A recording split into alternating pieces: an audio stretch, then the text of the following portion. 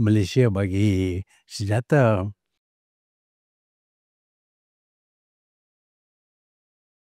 Tun terbabit dia Tun dalam pembekalan senjata kepada Bosnia tu. Banyak saya dengar cerita-cerita tu. Yalah, macam-macam cerita lah. Ada cerita kata Malaysia bagi senjata. Mungkin betul, mungkin tidak. Tetapi hakikatnya ialah tidak adil sama sekali. Mensyaratkan Bosnia tidak boleh dibekal dengan senjata, sedangkan seluruh tentera Serb untuk menyerang Bosnia.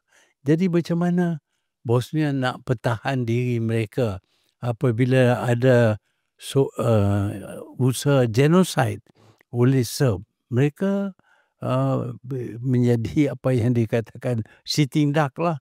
Tak boleh buat apa-apa, cuma terima saja. Dan ini tidak adil sama sekali.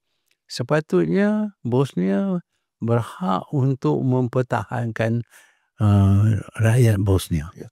Tapi tu sedikit sebanyak walaupun buat sebelah tu, tapi akhirnya peperangan di Balkan tu dapat orang kata dihentikan lah. Walaupun akhirnya bila berlaku orang kata dus triumvirate lah perkongsian kuasa, tapi sikit sebanyak Bosnia dapatlah hidup orang kata tanpa kena bunuh. Macam mana proses tu dapat dijayakan tu? Apabila ternampak seolah-olah Bosnia mampu melawan dengan Serb, maka pihak Amerika mengarah supaya dihentikan peperangan dan diadakan satu rundingan damai.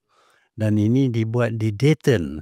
Dan di Dayton itu keputusannya memihak kepada Serb.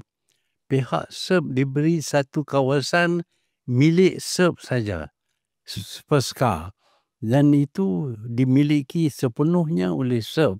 Sebaliknya baki daripada Bosnia itu ditadbir oleh 3 bangsa, 3 kaum, iaitu Kroat, Serb dan juga Bosnian. Jadi 3 kaum dengan 3 kepala untuk mentadbirkan sebuah negara, itu menentukan negara itu tak mungkin berjaya.